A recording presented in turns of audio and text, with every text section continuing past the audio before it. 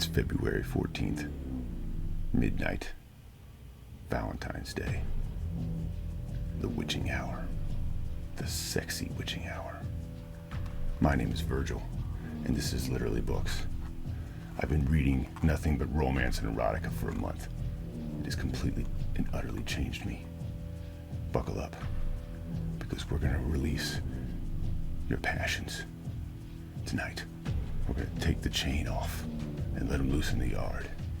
Unbound. They'll run around back there doing their business, where everybody can see. Barking at little kids, making them feel insecure, annoying the neighbors, generally causing a ruckus. Get ready. Starts now. Now. Okay? I've got my glass of wine in a Scotch glass because I don't really care. And I've got black licorice because I like black licorice, but nobody else does. So I'm certain that if I eat this, no one will have anything to do with me. That way I can focus on you. No interruptions, romantic or otherwise. I spent a month reading romance and erotica. I don't read this kind of stuff outside my comfort zone, I guess you'd say, or not something I would really seek out.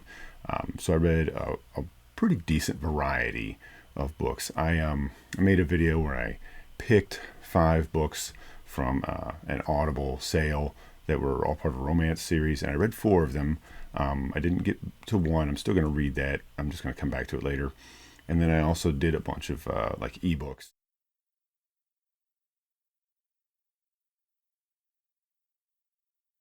First thing that I read was Tasman Lay's Merlover collection. And I think that was a really great way to start this out. She has a really great way of using marine and nautical themed metaphors and language to describe things, not just the sexual encounters, but just the way that things happen.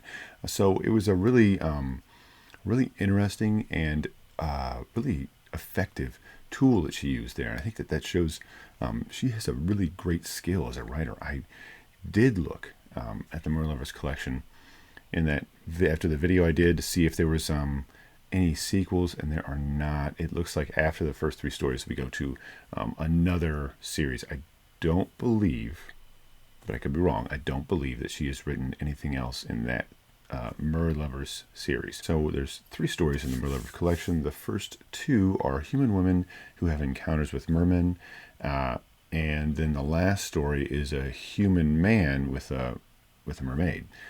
I really liked the first story because it's some really great like fantasy world building. So if you're kind of coming from a fantasy readership, I think that the first story might appeal to you because there's some really interesting world building done there. I just wish we got more of it. Oh well. But the second story is related to the first story, and it is a lot shorter. Still a good story, but not. It's much shorter, and it feels kind of like a bonus story, or you know what I mean. It's about. I want to say it's maybe half the length. And it doesn't overstay its welcome. It isn't a bad story. It's just not very long, and it doesn't do anything new that hadn't already been done. The third story I thought was the best. It really slowed the pace down a little bit more. The story took a little more time and built up the relationship between the 2 characters, and it ended up being a really good romance in addition to being an erotica. Good character development.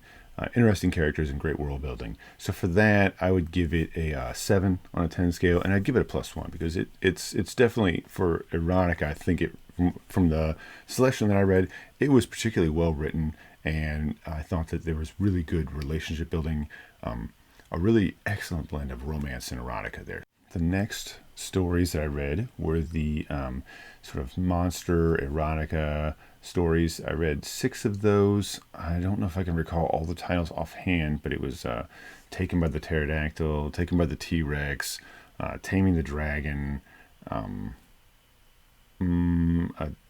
Debt of Gratitude, or something like that, The Serpent's Kiss. 6 stories. Those were all very short erotica stories. So I read those early right? They were they're kind of bizarre. They were very, very high on the spicy level. I mean, that's something with Tasman Lay's stories too. They were very high on the spice level. There's no romance in these stories. Well, I mean, there's maybe in the orc one. There's maybe a tiny bit. They're really strange in that sense. I think because they seem humorous when you read this. You're like, oh man, how crazy is this? But they don't take a humorous tone, which is fine. They're just like strictly erotica, like right to it.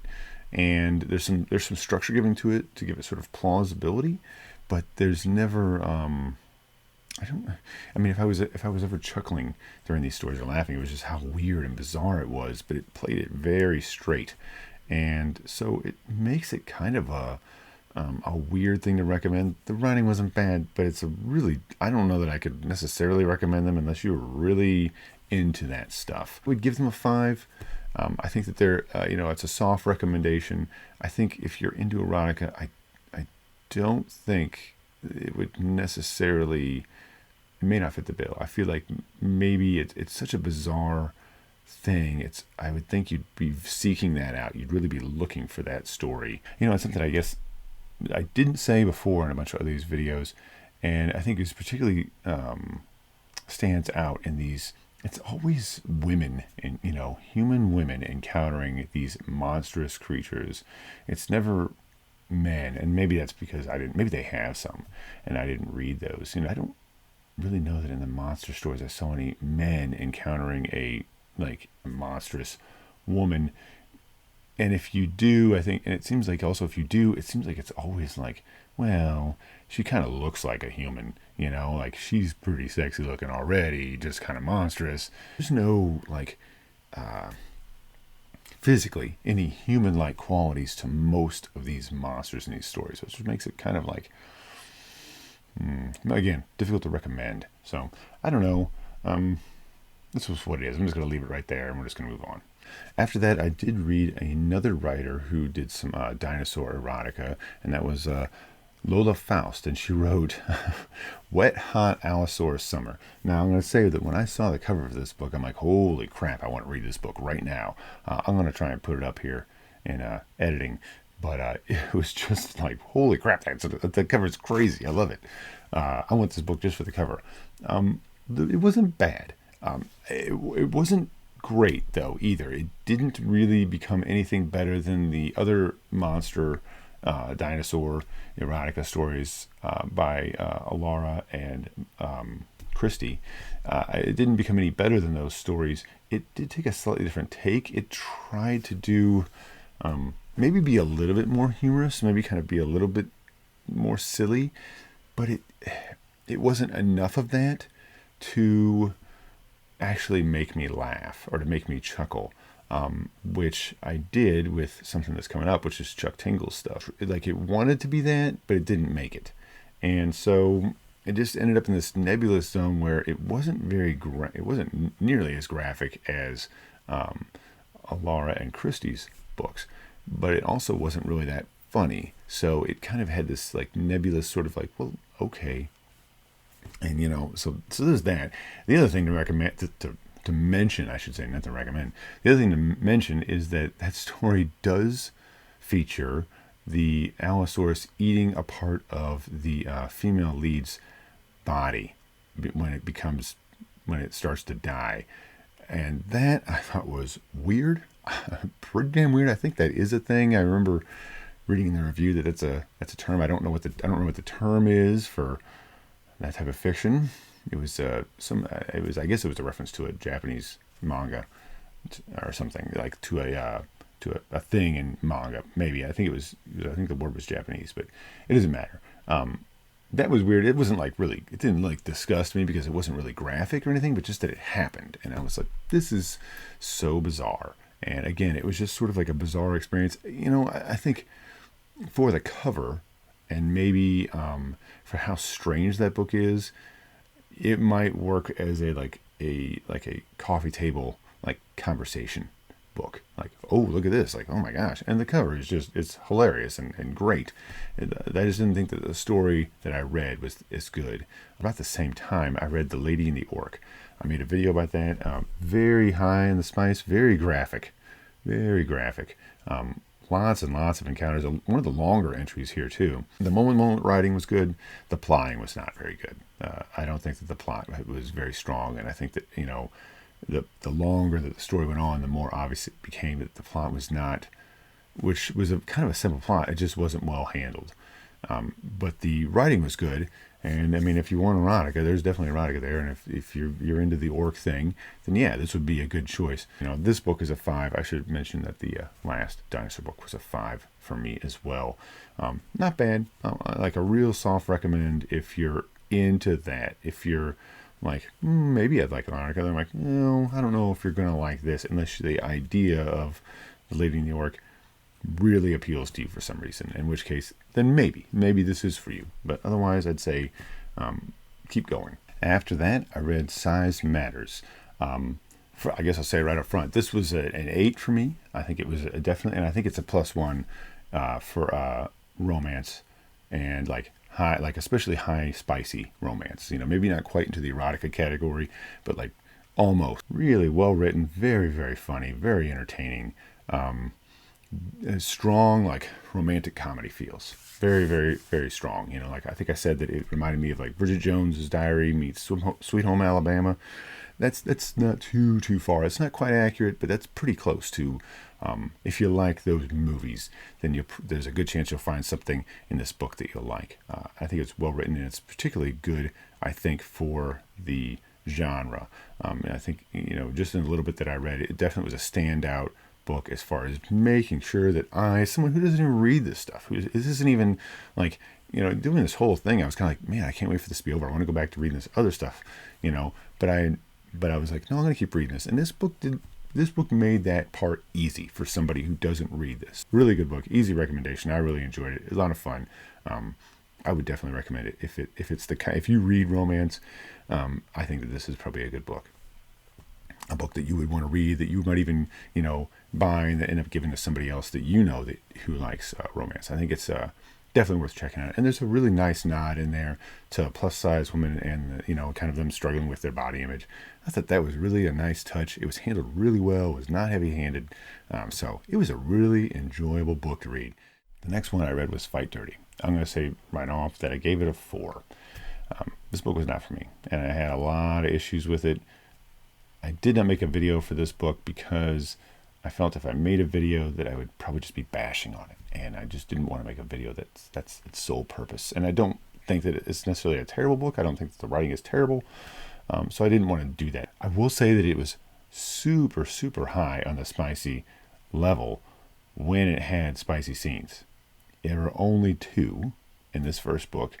You had to wait quite a while for them. Very high in the spice, but just so little of it, which is so weird when you look at the book description, the way that they talk about the book. It makes it seem like this book is just going to have stuff going on all the time, and it just did. The only book that really was like that said it was like that, was The Lady in the Orc. That book had like, it kept going. That and the Murlovers book. Those books were like, yeah, you know, oh, how many pages has it been? Let's get another one in there. You know, I just think it was handled so much better in the Murlovers book. But anyways, the high spicy when it was there, but I had such an issue trying to take these male leads, the 3 guys who are in this reverse harem or whatever, seriously. They're supposed to be gang members. One of them is the gang leader's son. One is an ex hookup that she had, and one is just like this very charming, sort of really big buff guy, right?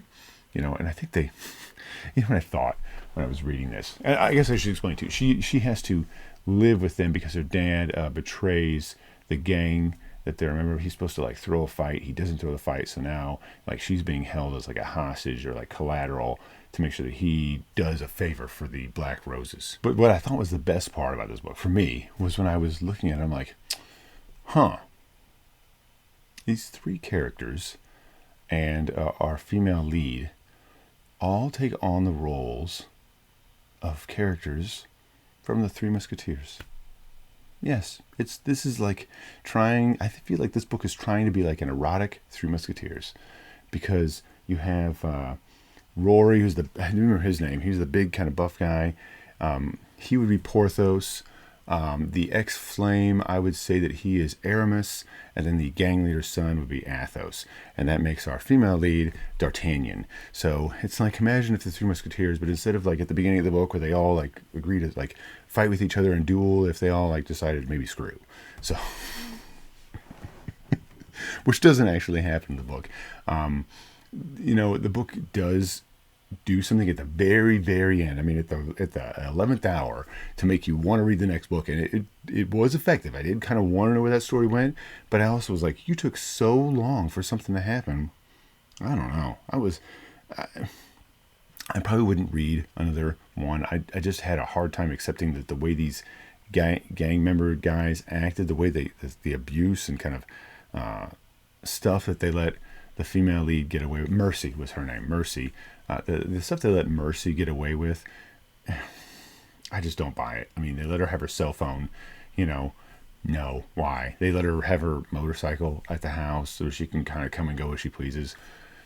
She could just run off. I mean, I don't understand, this, and especially since this one guy is supposed to be the gang leader's son, it's like, he's got to be more responsible. You would think, or you'd think that they would be like, what, you have her motorcycles at the house and you let her have her cell phone? Get that shit away from her. There's some other stuff that I could pick on more, but I'm not going to. If you're really into whatever, to the thing that this thing is doing, like a rebellious girl who likes tattoos, and she's young and real spunky and likes bare knuckle fighting and that kind of stuff, and she's, riding motorcycles, and she has to live with these three hot guys.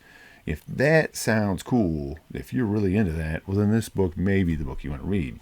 So there you are, a 4. Well, it's just what it is. If you're really into it, maybe, but it was not for me. Next, I read Mask of Duplicity. Now, this was a historical romance, and I really liked it. It was, the only thing is, it's not very, it's like basically no spiciness. There is one assault in there. It's not too extreme, but if that's a thing that you cannot, if that's a triggering thing for you, you may want to know that going in. I think you could probably skip that scene. If you start to see it coming on, you can probably just skip right over to the end of the chapter, and you won't really miss anything. I mean, they'll talk about something happened, and you'll be like, I didn't like it, and you'll kind of know, and that'll be enough. But it wasn't too bad, but it's there. But other than that, I mean, that was the spiciest thing that happened. And it wasn't very spicy because it was not sexy at all. And that's it. There's really no erotica in this book at all. The romance is sort of there. It's really interesting. It's a really good historical story. I thought, like, in character development, I really thought it was very strong. The writing was really good. And I really was kind of unsure, maybe about halfway through the book, about where the book was going to go. What was going to happen. This girl whose father was very wealthy and who married a poor Scottish woman. He dies. She has this daughter, has this huge dowry, and her brother, who left a long time ago because he couldn't stand his stepmother because his mother had died before, basically comes back, and he's in charge now, but he wants this money he thought that his father would have, but all that money is basically gone because of various reasons while his father was growing ill. And so the only money that the estate has is in his sister's dowry. And so he's trying to take her to get her married off. And so she kind of starts intermingling in society.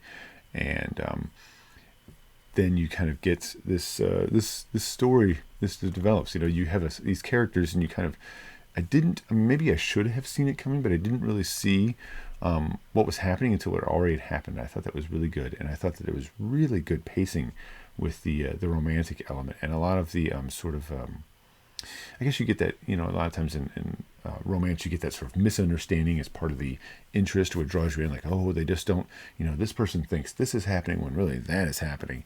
And this had that, but it was very subtly done, so I wasn't really noticing that these were like romance elements until I don't know, it kind of like, until I had sort of this epiphany moment. I'm like, oh, wait a minute. Oh, that's what's happening. Oh, interesting. Okay. So, yeah, it really kind of, it was neat how it's handled. I really liked it. So for the romance side, this is a really easy recommendation. And for especially historical romance, I think it's really good. I would definitely want to read another book in this series.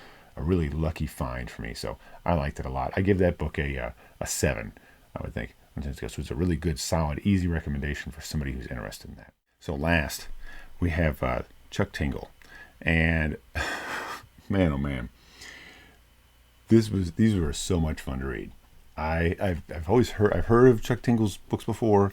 I never done any research or anything. I was very fortunate that I decided to go ahead and pick some of these up and read them. I had a lot of fun reading these. A lot of fun. It was very, very, very entertaining. Some of the other books that do these sort of like bizarre erotic encounter stories try to be funny and just kind of like okay, but something about there's like these stories are completely ludicrous, and I'll explain why, because the titles themselves will just explain how ludicrous these stories are. But they're just completely off the wall ideas, and they're played so straight, and they're also really meta a lot of times. There's like an earnestness to the surrealistic setting that you get. You know what? Let me hold on. Let me do something here. Let me pull up these book titles so I can read them off, and you can understand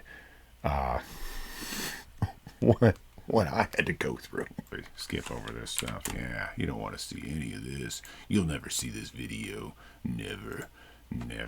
So the first Chuck Tingle book I read was a collection. It was Ladybuck on Ladybuck, 7 Lesbian Tales of the Tingleverse. Very entertaining book. It was 7 stories. So let me read up the titles to you. Sentient Lesbian Jet Ski Gets Me Off. My T-Rex Barber is a lesbian and she eats me right. A Butt in the Mist, stirred to the core of my bodice by the Duchess Triceratops of Helenomy. I think I got that Helenomy right. The next is Librarian. I think it's supposed to be My Librarian or The Librarian. I think they cut off. So we'll say My Librarian is a beautiful lesbian ice cream cone and she tastes amazing. Moby Butt was the next after that. Eaten Right, the mysterious S symbol everybody used to draw. And what I think is probably my favorite title of this collection is Lightly Flavored 0-Calorie Carbonated Water Gets Me Off. Fucking wonderful. These stories are so goddamn funny. And the thing is, when, I don't know, for example, a lightly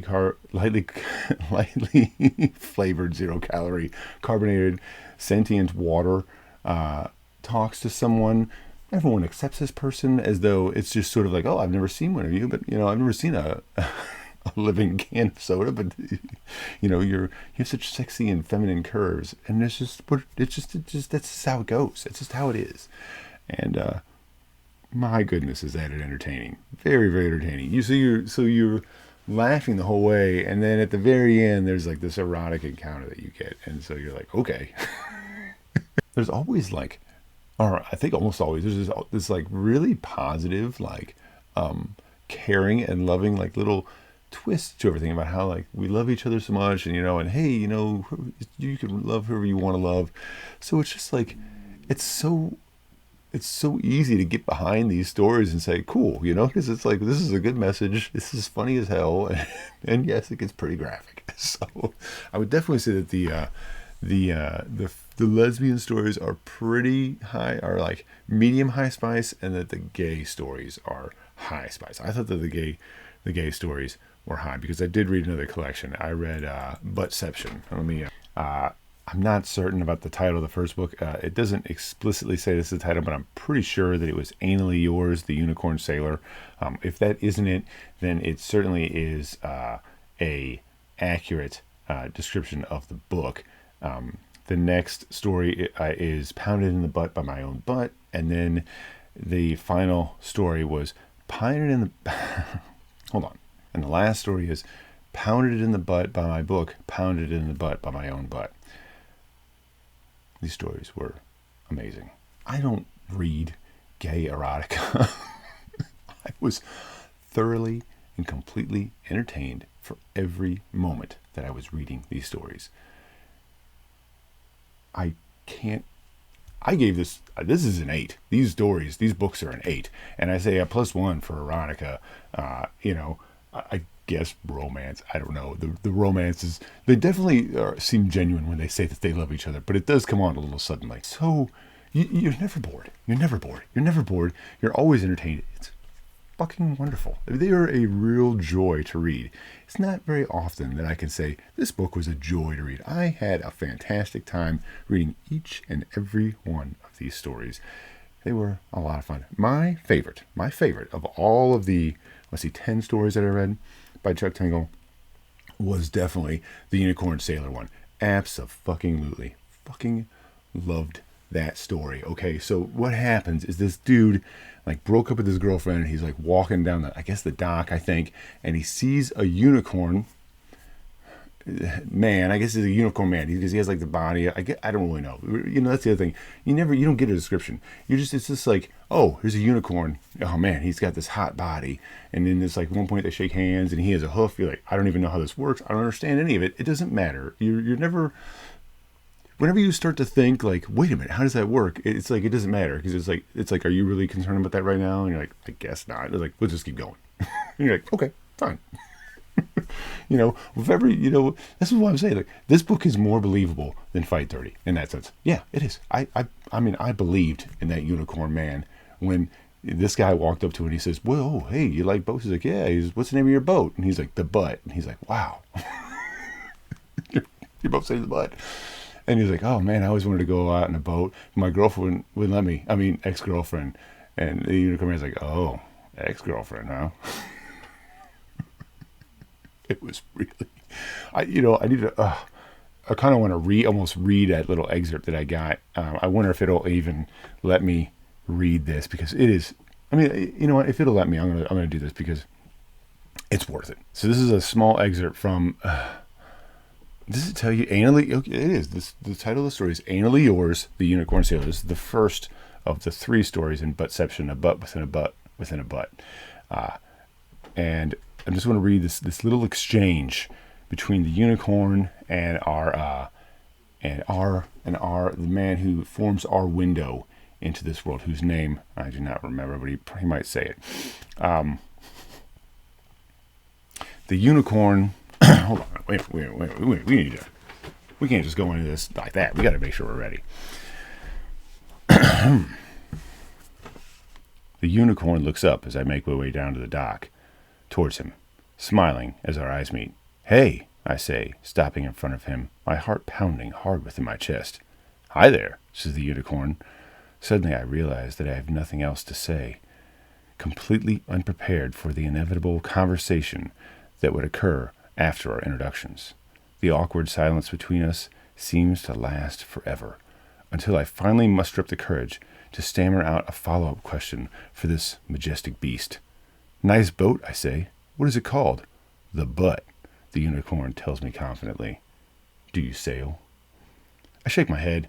"No, I mean, I've always wanted to, but my girlfriend hates the ocean."